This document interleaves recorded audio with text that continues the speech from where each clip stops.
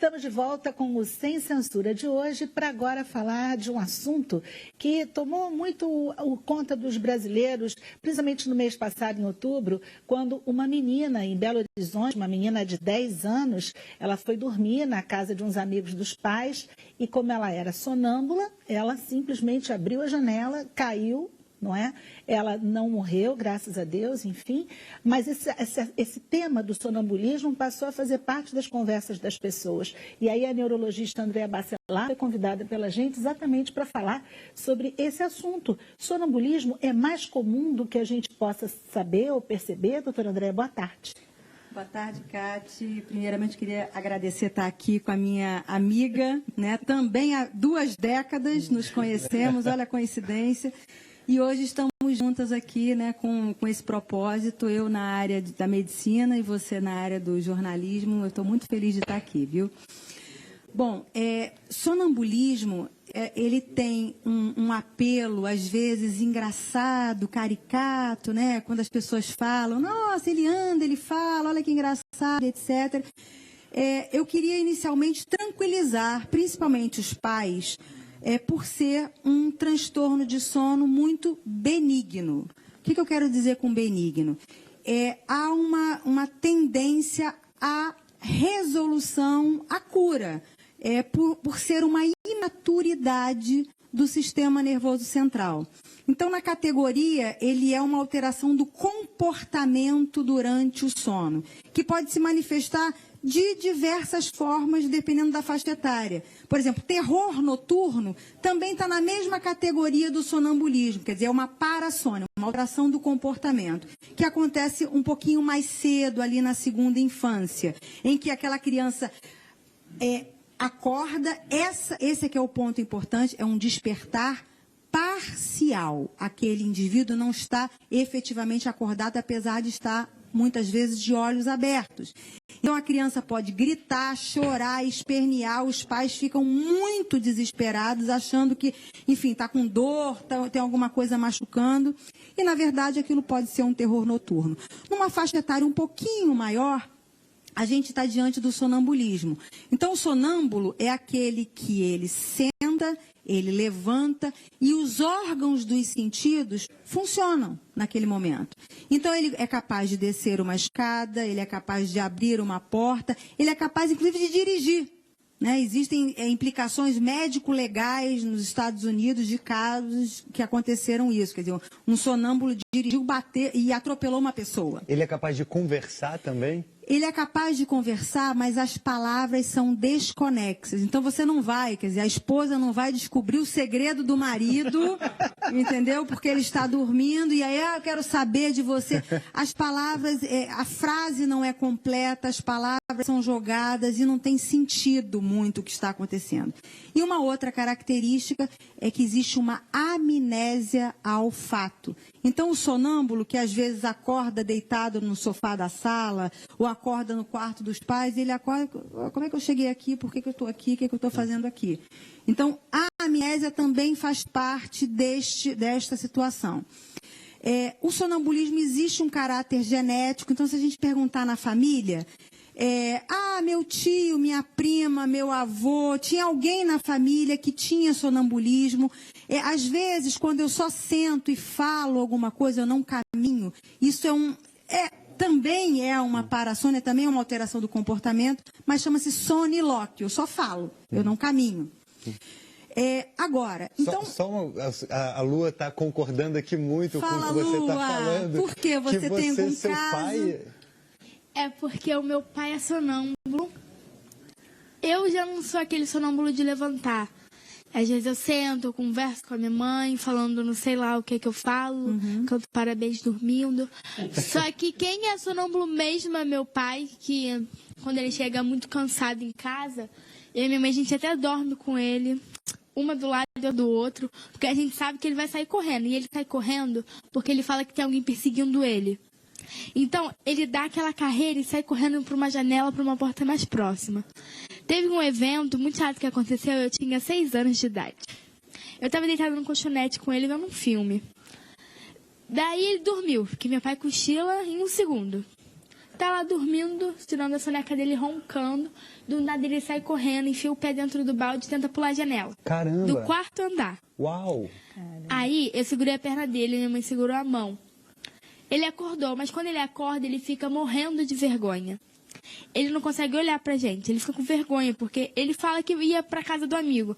Mas não tem como, né? Ele pulou a janela. Olha, você tocou num ponto muito interessante, que é o seguinte. O que pode desencadear uma crise de sonambulismo, principalmente nas crianças? Cansaço, exaustão, excitação.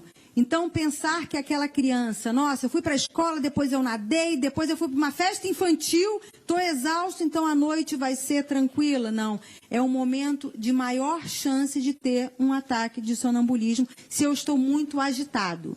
Outra situação é estado febril. Se você está no estado gripal, no estado febril, a pessoa que tem essa predisposição em ter, tem mais chance. Agora, uma outra questão que a Lua contou ali, que a gente também deve chamar a atenção, é que o sonâmbulo, na grande maioria das vezes, ele não está sonhando. Então, ele não tem uma atividade onírica, uma atividade de pensamento inconsciente. E como eu falei, é um despertar parcial. Então, eu tenho estágios de sono acontecendo simultaneamente à vigília. Só que não é o estágio de sono REM, que REM da sigla americana, Rapid Eye Movement. É o momento que eu estou, às vezes, mexendo os olhos. Então, quando eu tenho associação do sono REM e eu estou sonhando e eu tenho um despertar parcial, eu posso vivenciar o sonho. Então, se eu estou, muitas vezes, vai no consultório... O REM na vigília, não, né? Não. É um estágio de sono. Em que eu tenho atividade de sonho, atividade onírica associada na grande maioria das vezes. Então, o que acontece às vezes no consultório é vir um casal e falar assim, doutor, ela me deu um soco, ou ele me chutou, assim, abruptamente eu acordei assustada, por que ele me bateu? Porque... Aí, quando o indivíduo acorda, ele fala assim, não, é que eu estava brigando com um ladrão, eu estava lutando boxe. No caso da Lua, é o bater palmas. Sim, eu bato. Ela sonha que está cantando parabéns. Não, é o pai dela que estava sendo perseguido e saiu correndo. Ele fala que tem uma pessoa atrás dele tentando matar ele. Então, toda vez que ele está muito cansado, essa pessoa sai correndo atrás dele e ele sai correndo. Então, a gente tem que fazer, às vezes, essa diferenciação. Porque sonambulismo é um estágio de interseção do sono não REM com a vigília. Se eu tenho sono REM, sonho, atividade, e desperto, e lembro que eu estava fazendo aquele ato porque eu sonhei e eu estava vivenciando aquilo, eu tenho uma outra interseção da vigília com o sono REM. Então, isso é muito diferenciado porque a gente tem algumas outras implicações. Com o sono REM acontece mais em adulto, né, ou pessoas já da terceira idade. Diga. É que isso que a Lu falou, a gente vê nas comédias que não se deve acordar um sonâmbulo.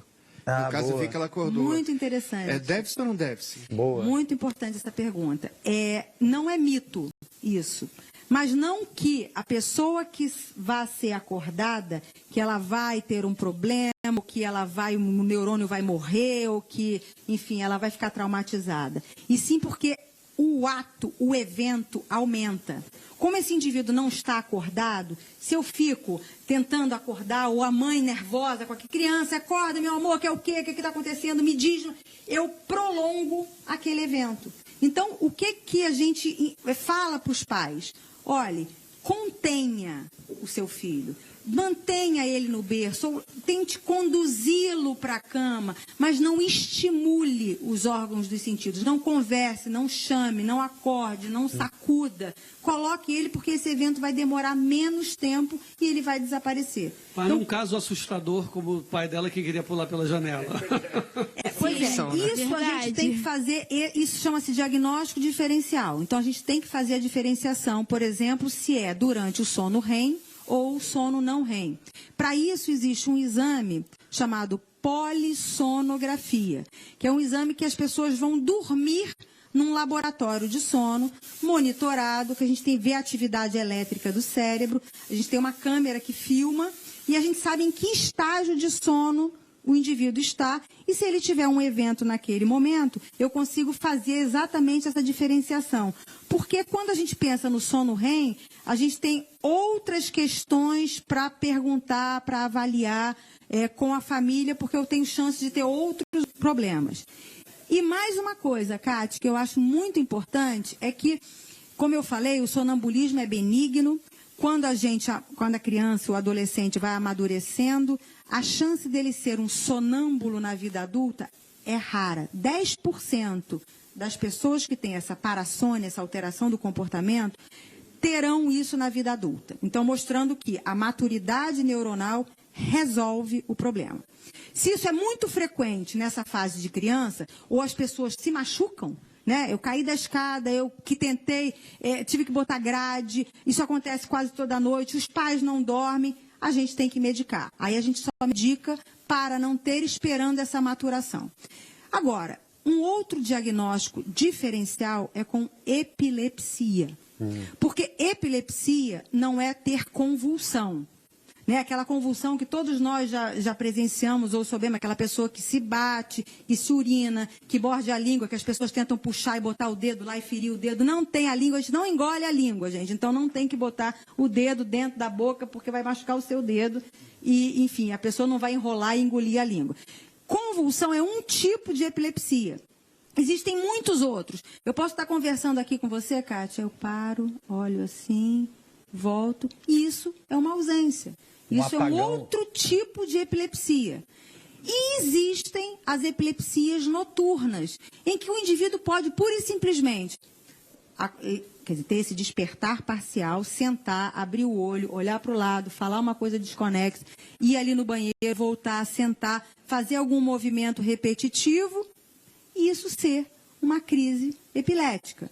Então, às vezes, e quando isso é frequente, é importante procurar o médico, para o médico tentar diferenciar. Porque uma coisa eu preciso de remédio, eu preciso de anticonvulsivante. A outra eu só vou orientar a família que isso provavelmente vai passar, que aquela criança tem que ter uma vida mais tranquila, que no dia que ele tiver com febre, ou no dia de uma festa, no dia que ele estiver muito excitado, é um dia de observar mais aquele quarto para não ter aquele ato, aquele evento. Agora, Andréia, diante de tudo que você está falando, então, o máximo que tem que se fazer, o que a Lua estava dizendo, num quarto andar, por exemplo, as janelas têm que ter grade, ou então aquela proteção, tela. Exatamente. O quarto, por exemplo, deve ser um quarto que tenha o menos possível de móvel para aquela criança não tropeçar, não ter bater, cair. Não ter tesoura, não ter, enfim, essas situações. E tranca-se o quarto? Porque eu fico imaginando, se a pessoa abre a porta e pode sair andando e eu estou no outro quarto dormindo, porque é uma coisa difícil, né? Você vai trancar também alguém dentro do quarto? Eu acho que o trancar, né? Eu acho que às vezes a gente coloca uma proteção, coloca às vezes um portãozinho, né, que você acaba escutando um barulho, os pais escutam o barulho e vão lá e conseguem minimizar aquela situação. Já aconteceu uma coisa bem engraçada comigo, porque eu não dormia sozinha. Aí eu fui pro sítio da minha avó. Minha avó tem um sítio. Minha avó também é sonâmbula. Eu dormi na sala, no sofá. Eu tô lá dormindo, morrendo de medo. A casa toda escura. Microfone. A casa toda escura, casa enorme, e eu só lá dormindo, morrendo de medo. Aí eu ouço um grito. Minha avó gritou, sonâmbula. Aí eu ouço um barulho. Aí eu fui lá, abri a brechinha da porta. A minha avó estava brigando com ela mesma. A minha avó acordou com o nariz arranhado, com mão arranhada, toda arranhada. Ela acordou toda arranhada. Às vezes, hoje, ela até grita. Ela dá um grito, aí fala umas coisas lá que ninguém entende. Ela fala umas línguas estranhas.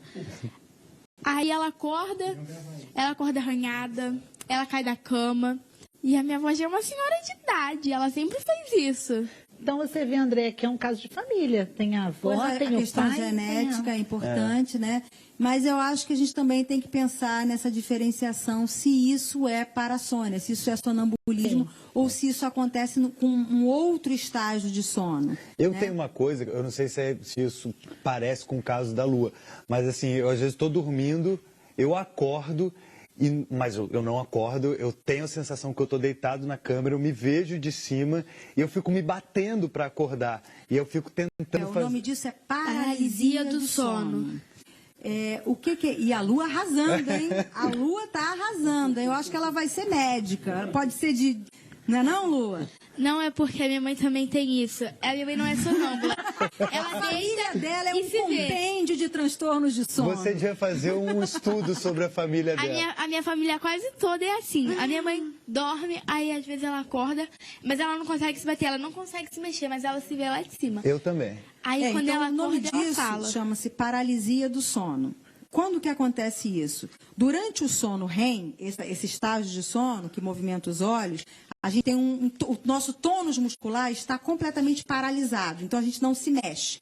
E aí, na hora que a gente desperta, eu não posso ter resíduo de sono REM. Se eu ainda estiver paralisado, eu estou consciente, eu quero me mexer, mas eu não consigo por alguns instantes. Isso também pode acontecer na narcolepsia, que é uma doença do sono. É um indivíduo que é extremamente sonolento, que ele tem ataques de sono, que ele tem problemas mais graves e que acontece muito na adolescência, começa na adolescência. Essa criança, esse adolescente é estigmatizado, achando que ele foi para a balada, que ele não dorme à noite e ele fica cochilando em sala de aula. Então, é até importante que é raro, mas existem mais de 150 mil brasileiros que têm narcolepsia, só que não são diagnosticados. Então, mas paralisia do sono é uma das questões da narcolepsia. Todos nós podemos ter em algum momento da vida, esporadicamente, quando estamos mais cansados, mais assim, fatigados. E é angustiante, é um sofrimento horroroso.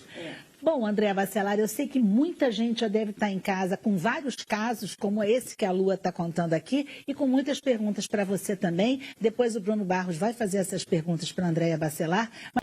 Estamos de volta com o Sem Censura, Bruno Barros. Estou aqui, Cátia Navarro, estou aqui para a gente interagir. Você em casa mandou mensagem para a gente nas redes sociais ou então no WhatsApp. Está na hora dela aparecer aqui na tela. Bora ver? Primeira mensagem do Gerson de Oliveira. Olá, sou sonâmbulo desde a infância, mas nunca saí pela vizinhança dormindo em estado de sonambulismo. E aí uma pergunta para a Andréa. Corro risco? Não, Gerson, fica tranquilo. Você provavelmente está naquele grupo dos 10%, mas não tende a piorar. A parasônia ela tende a melhorar, diminuir a frequência, tá bom? Pedro Luiz, vamos finalizar bem? Vamos embora. O Yuri já está lá. Yuri já Pessoal, tá obrigada a todos vocês. Obrigado. Batman, Júlio, Andréia e também a Lua. Bruno Barros até amanhã. O Pedro vai tocar pra gente. E o Sem Censura volta amanhã, às 5 da tarde, com mais um ótimo programa. Para quem puder acompanhar a gente agora na web, corre lá, que a gente continua. Tchau. 1, 2, 3,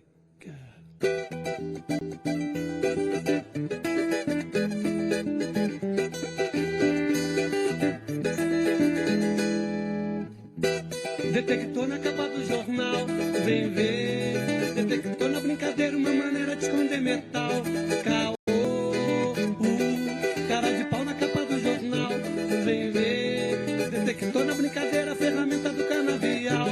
Caô, e foi nesse dia que perdeu a calma, vem ver. Ela assistia todo dia covardia na TV local. Caô, ela assistia todo dia covardia que se diz normal. Vem ver, ela assistia todo dia covardia sem perder a calma. Mas é puro caô da televisão. Deu no rádio que é caô da televisão. É puro caô da televisão. Deu no rádio que é caô.